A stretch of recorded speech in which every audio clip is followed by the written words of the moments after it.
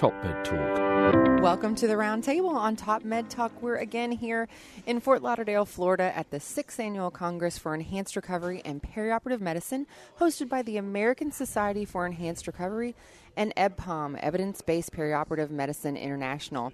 You can find more information about the meeting at acerhq.org and EBPOM, ebpom.org. My name is Desiree Chappell, and I am the host of the Roundtable. And we are joined today by Dr. Ruchir Gupta. He's the medical lead for enhanced recovery at Stony Brook University School of Medicine and Department of Anesthesia. We also have here Joni Brady. She is the chair of the International Collaboration of Peri-Anesthesia Nurses Incorporated. I want to thank you guys so much for joining and sitting down with us after this first day of the ACER meeting. What are you guys thinking? Just off the top of your head, what do you thought about the meeting today, Joni? Fantastic meeting, tons of energy, tons of like thinkers, which is wonderful for us. Yeah, absolutely. Yeah. I loved it. I think it's great.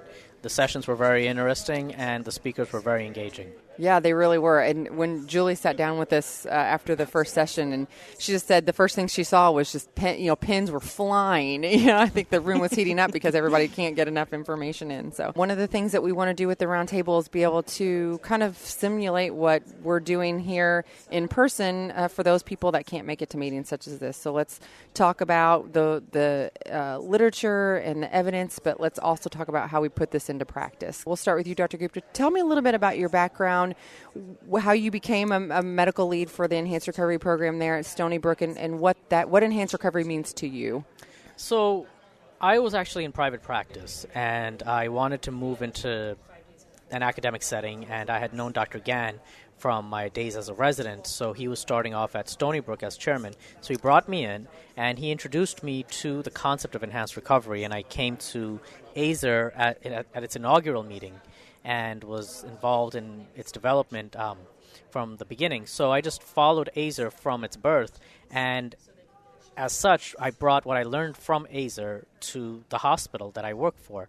And so we began enhanced recovery protocols. We began with colorectal. We started forming multidisciplinary teams, realizing how ERS cannot be an anesthesia-only initiative. It has to have a nursing component. It has to have a surgical component. It has to have a nutritional component.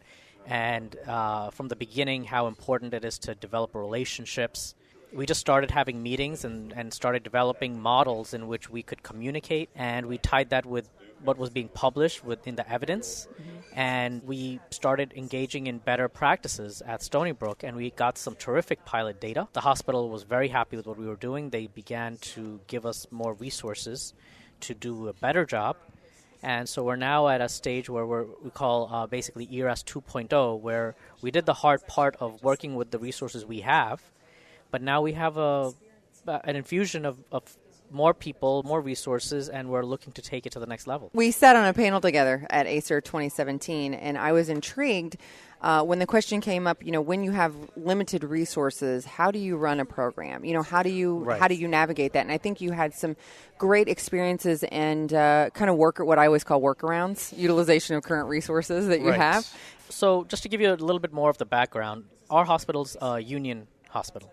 And that does have implications because there is slightly more tribalism. Every group sees themselves as their own entity and not to be messed with by another group. So an anesthesiologist going to a group of nurses and saying, we're going to change practices is not welcomed as much. So what I started doing was basically, instead of having a top-down approach where we tell the nurses what the plan is, having a ground-up approach where we formed a team, a multidisciplinary team, in which we took the different nurses that take care of the patients. So like a council of nurses almost. One nurse from our POS clinic, one nurse from our preoperative holding area, one nurse from our PACU, and one nurse from the main floor where these patients are discharged to, and then our acute pain nurse. So these were our nurses, and then we don't have a PA from the surgical side, so we had a surgeon who was our point person, so that surgeon, and then from anesthesia myself, we would meet regularly. And we would discuss the patient's continuum. Where are we having our challenges? Are we having problems at the POS level? Are we having trouble identifying patients in the holding area that were already flagged by POS that didn't make it there? Something as simple as getting the patient's preoperative Celebrex was a challenge because the surgeon orders it. The POS faxes it over, but then the pharmacy didn't release it because we're electronic in the hospital, but we don't have electronic ordering in the surgeon's office. So that's not something you can discuss over email. Right. And it's definitely not something you can figure out on your own. So that council figured out what the best process was. But the best part of this council wasn't what we got accomplished. It was the way we did it. Mm-hmm. The fact that we identified problems and everybody was at the table. There was no head. There was a round table. And everybody was at an equal footing. That's what made the biggest difference, because the nurses felt that, look, even if we can't figure out this process tomorrow, these guys want it to work, and I can't let the baton fall. I wish I could pay royalty fees for every time I use the Council of Nurses. And whenever I'm $5. I know, right? I mean, I think it's a great idea. I mean, I think it's a true testament to multidisciplinary approach to care. It's getting all the voices heard and how you do it. So, Joni, we have been working. We both are on the nursing committee for the American Society for Enhanced Recovery, and we always talk about what's the number one question you get as an ERAS coordinator, as someone involved with enhanced recovery or peri-anesthesia care. What's the number? Well, what is the job description? And I know, Dr. Gupta, you had mentioned we're having a hard time coming up with the job description, but I think you did a pretty good job when you said it's tracking the patients through the continuum of care. Yep. And then by doing that, you see what those points are, and then you work from patient side, making sure that they're getting those, provider side, making sure that providers know what they're supposed to be doing, when they're supposed to be doing it. Sure. Joni, can you talk to that a little bit? Well, I just wanted to follow up on something Dr. Gupta said about the nursing team. As a doctor of nursing practice, we focus on evidence translation to the clinical team. And what I have found over the years, I first stepped into a recovery room back in 1980 and changed the name in the 90s as a manager, but I've seen the practice over the years, and I think a couple of things. We have fragmentation across those phases of care, but the continuity across the phases of care is the nurse. Mm-hmm. So at every point of care, there's a nurse responsible to oversee the care of the patient. What I have found with nurses is if you come with evidence and patient, what that does for the patient, the buy-in comes pretty quickly, because no nurse wants not to do a great job and have that patient have a great experience.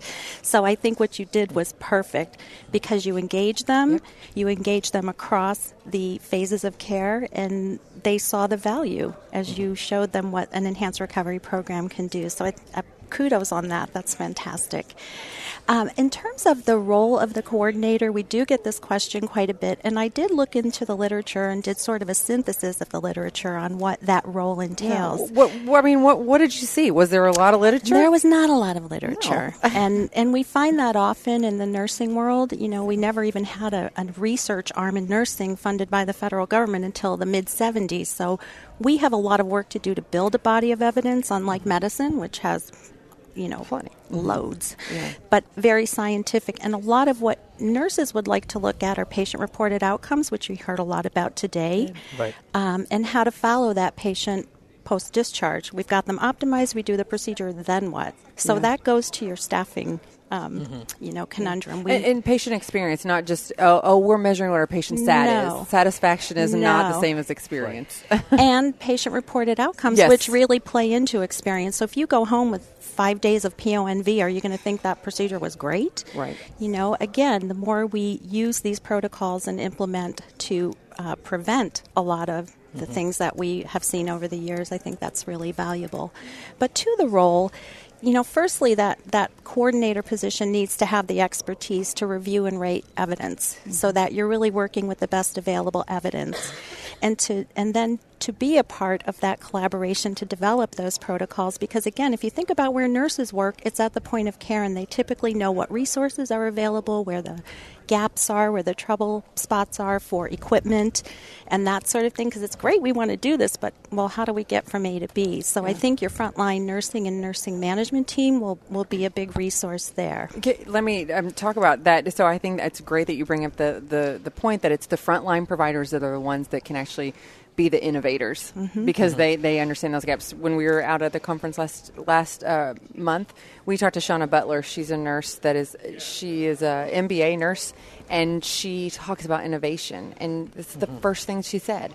You have to go to your frontline providers to see where your gaps are, and they're the ones that are the innovators. They're going to come up with solutions to your problems. Right? Your nurses, you coming up with a solution, well, we're just going to gather them all together and get them in the room, and we're going to chat. You know, I mean, I think that's where that comes from.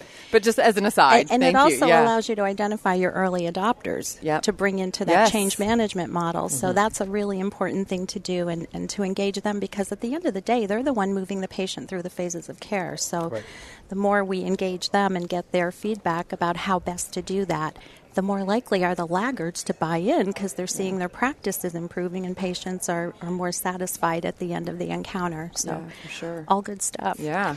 Another thing would be to ensure efficient resource use, which ties into what we were just talking about. Also to maintain contemporary knowledge on the principles and really look at education, which we heard a lot about today. Expectation setting for the patient. Typically, that would be a role that the coordinator ensures that activity is happening through resources and continuous education. We sat and talked to a couple of the other nurses, and sustainability and long-term compliance only comes from continuing education. Dr. Gupta, can I just chime in there? That's such a great observation. What I found, because when I was basically without a coordinator, so I had to do the education. What I found was that education has to be in small groups. Yes. And in fact, I would also say that when you do the presentation, don't let there be a laptop between you and them as you're doing the presentation. It should really be that you're standing right next to them. Do it in small groups. Do short presentations. And at the end, always have a couple of slides on commonly encountered issues. So I would have scenarios. You just started your shift at 7 p.m. You see that there's a PCA order. However, you notice that the patient was an ERAS patient, and ERAS patients receive intrathecal Dermorph. What should you do? Corrective action.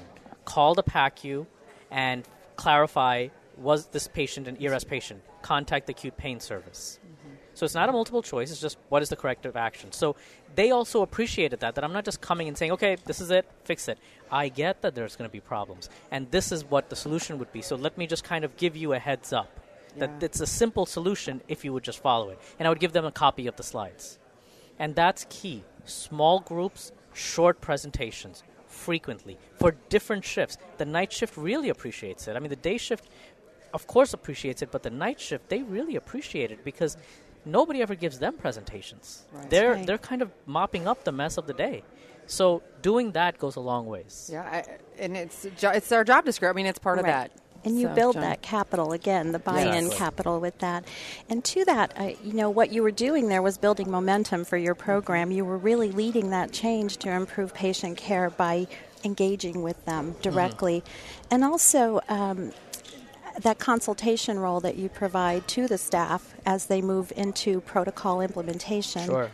Another huge area for the coordinator is to measure those enhanced recovery pathway elements for adherence and to ensure that performance improvement activities are occurring. So I thought of, as you were talking, Dr. Gupta, the ability when you're measuring data and looking at trends to have a feedback loop to the staff.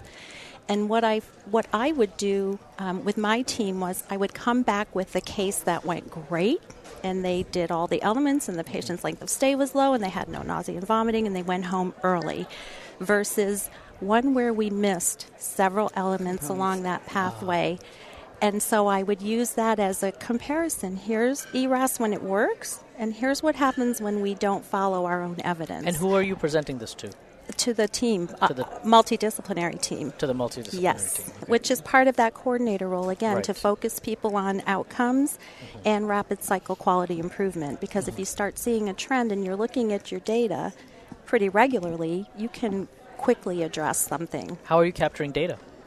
Well, that's why you need a coordinator, first and foremost. That's a challenge. We were talking about this today in the nursing committee meeting.